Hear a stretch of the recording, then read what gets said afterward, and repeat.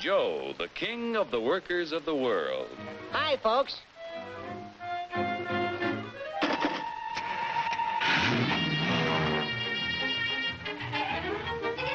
Joe's the king because he can buy more with his wages than any other worker on the globe.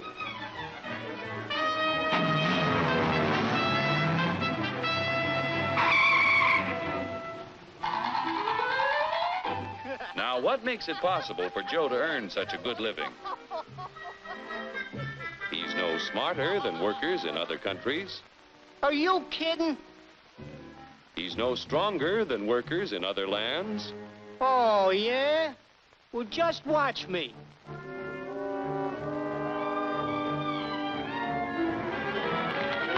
Ow! Just because Joe's an American doesn't mean... Yeah? Well, being an American is the best thing on the... Oh! My back!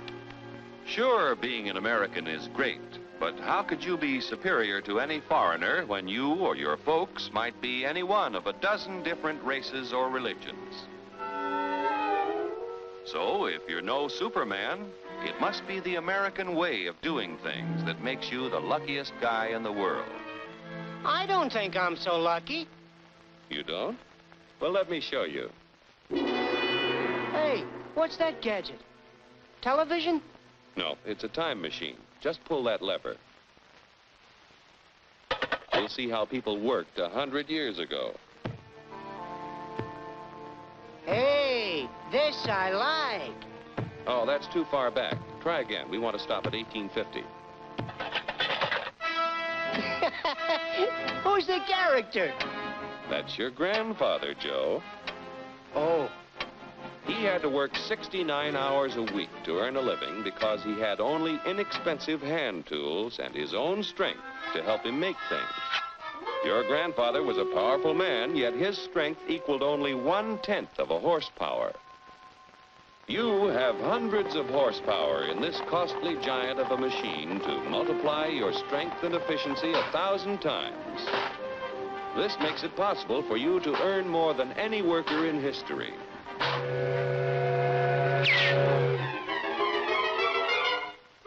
And still have leisure time each day to enjoy life. So I'm lucky. But what about the rich guy who does nothing while I do the work? True, there are rich people who contribute nothing. And there are poor people who contribute the same. But most of the invested capital that buys the tools you use comes from your fellow Americans. 40 million of us have money in the banks. 70 million of us own insurance policies.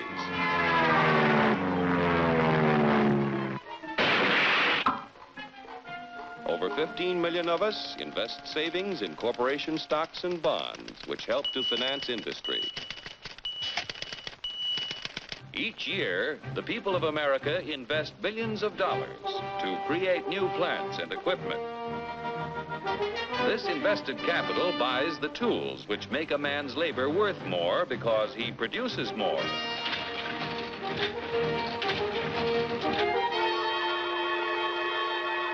In China, for example, where there is practically no capital available for investment in plants or tools, a man's labor is not worth very much. A coolie takes 10 days to move 10 gallons of kerosene 100 miles at a freight cost of 10 cents a gallon. An American railroad worker takes only 2 hours to move 100,000 gallons of kerosene 100 miles at a freight cost of 1 cent a gallon. The coolie makes 10 cents a day. An average American railroad worker makes $10 a day, or 100 times more than the coolie. The average railroad worker has the benefit of a $20,000 investment in equipment. The Chinese coolie's equipment is worth only 10 cents. With constant improvement in expensive tools and the skill to use them, the value of any man's labor can be multiplied many times. Naturally, the people in this country who invest their savings with industry expect dividends. No dividends, no investments. Without new capital each year to finance new plants, tools, and equipment, labor and management would soon find themselves in pretty bad shape. Yeah, without capital to buy new tools, I might not do so good. But look what a new invention did to my grandpa. For 25 years, he knocks his brains out in the wagon works. Then along comes the gas buggy. Need I tell you what happened to Grandpop?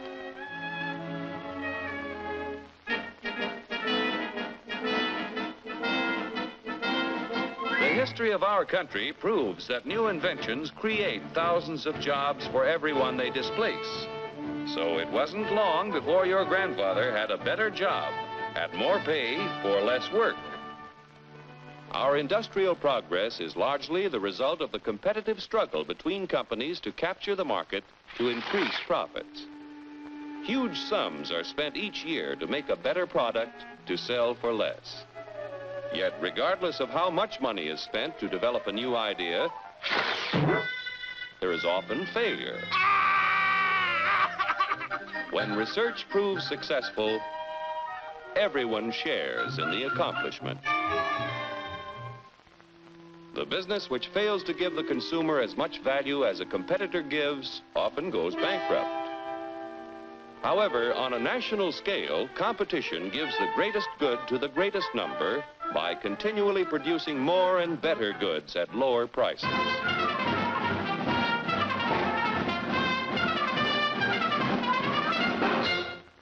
The American way of doing things makes it possible for more people to own their own homes. We're only 7% of the world's population, but we have 50% of the radios.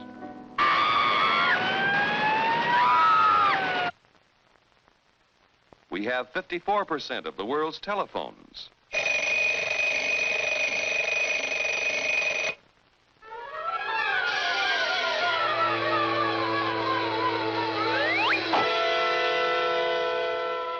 Americans own practically all the refrigerators in existence to give them plenty of ice quickly and easily. Bathtubs, we've got 92% of them.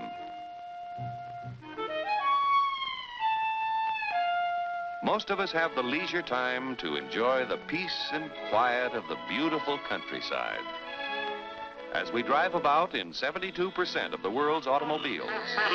I told you to turn at the last corner. You don't even hear me. You eat it. I don't like it. I want to get candy bar. Under the protection of our freedoms, American labor, management, and capital, the greatest production team in the history of mankind, have made the United States the industrial master of the world. Capital must continue to provide industry with the funds to create new tools and plants. Labor and management must continue to increase the production of better goods at lower prices so that more people will be able to buy the things that make life easier and happier for all of us. Then Joe will continue to be the king of the workers of the world. You said it, brother.